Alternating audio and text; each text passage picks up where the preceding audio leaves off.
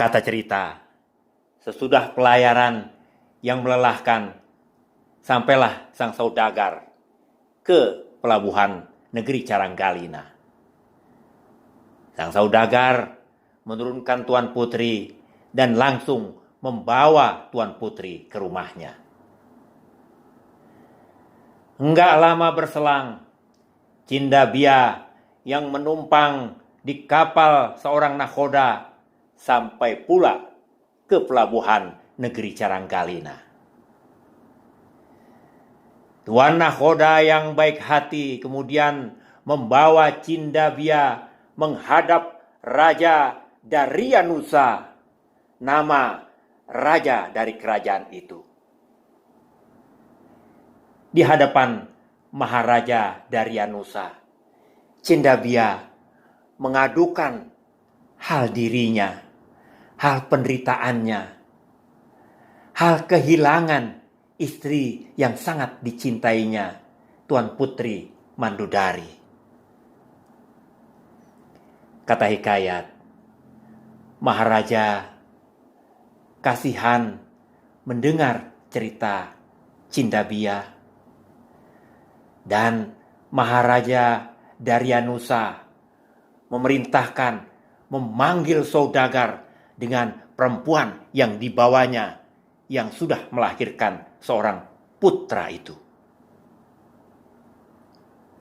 Kata cerita, saudagar dan Tuan Putri Mandudari mungkir, tidak mengaku yang sejujurnya siapa dia yang sebenarnya. Tuan Putri Mandudari bahkan mengaku dirinya bernama Puan Nila Cahaya, sedangkan bayi lelakinya dikatakannya sebagai hasil pernikahannya dengan sang saudagar. Mendengar pengakuan dari Putri Mandudari, amat sakit hati Cindabia. Dia ingat bahwa dia mengorbankan umurnya demi hidupnya Putri Mandudari. Tidakkah Adinda ingat kalau dirimu berhutang separuh umurku, Tuan Putri? Ujar Cindabia. Aku enggak berutang apa-apa kepadamu, Tuan. Ketemu aja baru sekarang, baru kali ini. Kalau Tuan mau mengambil kembali umur Tuan, silakan. Silakan Tuan ambil saja umur itu. Demikian Tuan Putri Mandudari berkata. Selesai Tuan Putri Mandudari berucap seperti itu, maka kata cerita, rubuhlah ia. Sang Tuan Putri Mandudari mati dan jenazahnya langsung hancur membusuk. Semua yang menyaksikan hal itu kaget, terperanjat. Lalu Maharaja Daryanusa segera menjatuhkan hukuman pancung kepada sang saudagar yang jahat dan berbohong itu. Nakhoda sahabat Cindabia kembali berlayar, sementara Cindabia menjadi pegawai istana kerajaan Caranggalina. Sedangkan Jayalengkara atas perintah Tuan Putri Ratna Kemala diasuh di kerajaan Caranggalina. Kata cerita, saudara, setelah cukup besar, Jayalengkara kemudian menjadi penggembala. Sedangkan Putri Ratna Kemala yang amat cantik jelita mendapat banyak lamaran dari pangeran dan raja-raja. Namun tak satu pun dari pangeran dan raja-raja itu yang diterima oleh putri Kemala, semua ditolak mentah-mentah. Kata cerita, saudara, suatu saat ketika Jaya Lengkara sedang mengembalakan sampi-sampi istana kerajaan Caranggalina, ia berjumpa dengan seekor naga yang bernama Naga Perkala.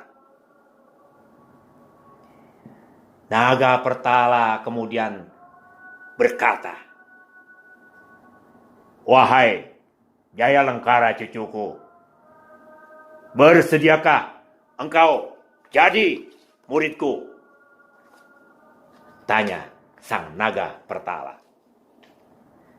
"Tentu kakek, tentu hamba bersedia menjadi muridmu," jawab Jaya Lengkara dengan girang dan berjingkrak-jingkrak.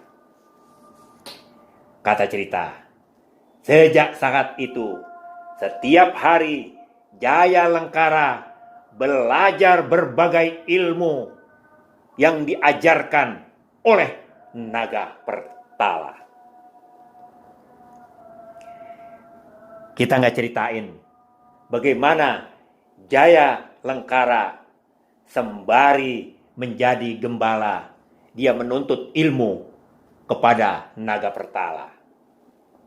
Kita ceritain sekarang bagaimana sang Garuda yang diperintahkan untuk mencari seorang putri yang sama dengan Putri Mandodari. Sang Garuda terbang melayang-layang di udara yang luas. Dari bisik angin dan kerlip bintang gemintang, taulah sang Garuda mengenai kecantikan Tuan Putri Ratna Kemala.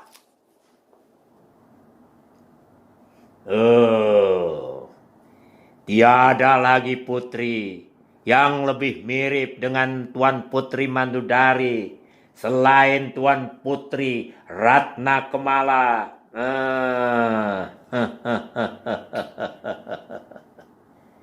Demikian sang Garuda berkata dalam hatinya. Maka berputarlah sang Garuda terbang menuju ke negeri Caranggalina. Sesampainya di perbatasan negeri Caranggalina, tiba-tiba saja sang Garuda menyemburkan api, membakar desa-desa dan rumah-rumah yang ada di perbatasan negeri Caranggalina itu. Orang-orang desa berlarian dan kaget karena tiba-tiba mendapat serangan dan dibakar rumah dan kampungnya oleh sang naga, sang Garuda. Banyak dari masyarakat desa yang mati terbakar. Mengetahui keadaan itu, prajurit negeri Caranggalina berdatangan dengan gagah berani bertempur melawan sang Garuda. Kata cerita, mereka bukanlah lawan bagi sang raja hewan, sang Garuda. Prajurit-prajurit itu berjatuhan, gugur, dan mati dalam melawan sang Garuda.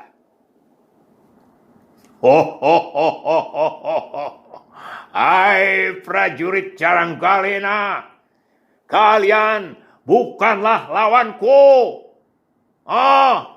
Hayo, ujar Garuda. Lekas, pergi kalian dan katakan kepada rajamu, aku, sang Garuda, hendak mengambil Putri Ratna Kemala.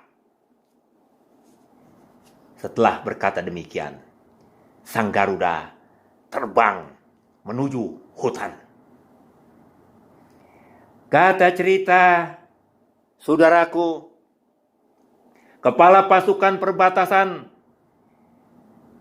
secepat kilat memacu kudanya menuju ibu kota kerajaan Caranggalina.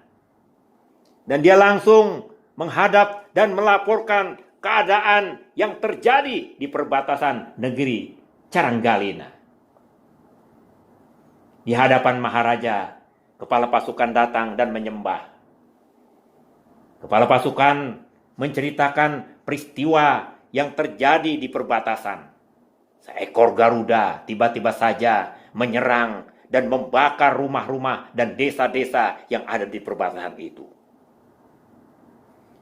Tentu saja, kata cerita, Maharaja amat terkejut mendengar berita dari kepala pasukan. Sang Maharaja tahu dan memahami betapa saktinya sang Garuda. Tidak beberapa lama, sang Maharaja bersabda, "Hai prajurit, katakan kepada sang Garuda itu untuk menunggu 3 bulan.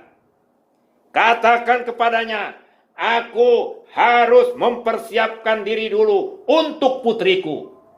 Nanti aku akan serahkan putriku kepadanya ketika aku sudah siap." Demikian titah sang Maharaja. "Daulat tuanku," sembah prajurit itu sambil undur diri dari hadapan Maharaja Daryanusa. Lalu secepat kilat sang prajurit memacu kudanya menuju hutan belantara di mana ada sang Garuda di sana. "Apa? Dia minta waktu 3 bulan?" ujar Garuda saat disampaikan berita itu kepadanya.